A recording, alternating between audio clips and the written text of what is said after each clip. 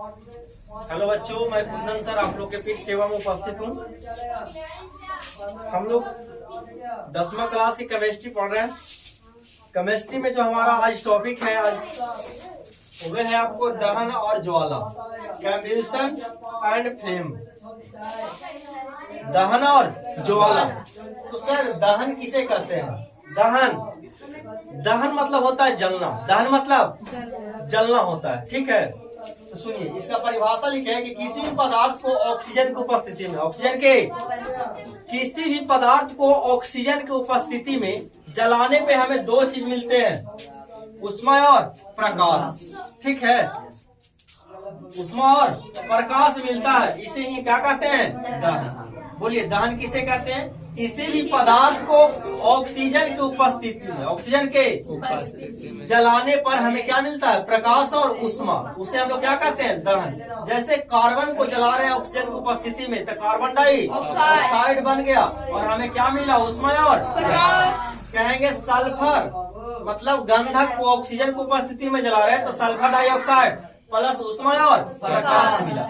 आगे दहनशील पदार्थ किसे कहते हैं? तो कहेंगे कि दहन में जो पदार्थ जलता है, दहन में जो पदार्थ जलता है उसे हम लोग क्या कहते हैं? ज्वलनशील या दहनशील पदार्थ। और जो पदार्थ नहीं जलता उसे क्या कहेंगे? अदहनशील या अज्वलनशील पदार्थ। जैसे कहें कि पुआर, नेवारी, गोईठा, ये सब लकड़ी कैसा पदार्थ? ज्वलनशील है। लेकिन ईंट, पत्थर ये सब कैसा पदार्थ? अज्वलनशील है कि नहीं? आप सुनिए, आप कहता है ऑक्सीजन के अनुपस्थिति में दहन, माने जरूरी नहीं है कि ऑक्सीजन रहेगा तबे जलेगा, लेकिन बहुत जरूरी भी है कि ऑक्सीजन रहेगा तो अधिकतर चीज ऑक्सीजन की उपस्थिति में ही जलता है।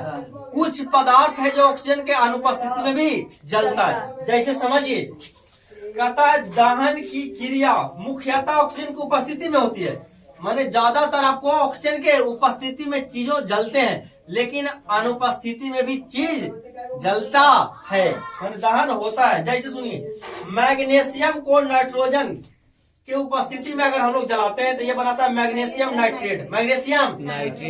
फिर से बोलिए, मैग्नीशियम को नाइट्रोजन की उपस्थिति में जलाते हैं तो क्या बनाता है? मैग्नीशियम नाइट्रेट प्लस प्रकाश और क्या मिलता है? आई बात समझिए।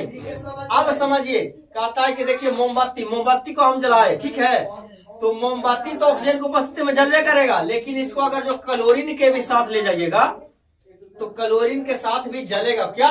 मोमबत्ती। और यहाँ कार्बन बनेगा और हाइड्रोक्लोरिक अम्ल बनेगा। तो बताइए, मोमबत्ती का एक और नाम है पेंटाकोसिन। मोमबत्ती का अनुसंधान होता है C25H52 को क्लोरीन के साथ अभिक्रिया करवाता है। संतुलन करने के लिए सिखाया ना आपको, तो संतुलित कर गया, ठीक है, किया गया। तो देखे हम लोग कितने ऑक्सीजन का अनुपस्थिति में दो पदार्थ देखे। पहला किसको जलाए हम लोग? मैग्नीशियम को। किसकी उपस्थिति में? नाइट्रोजन। तो क्या बना आपको? Magnesium nitrate. दूसरा हम लोग कहें मोमबत्ती को जलाए क्लोरीन की उपस्थिति में तो क्या जला? क्या बना? कार्बन और हाइड्रोक्लोरिक। अगर अच्छा लगा तो लाइक करिए, नहीं तो अनलाइक करिए। धन्यवाद।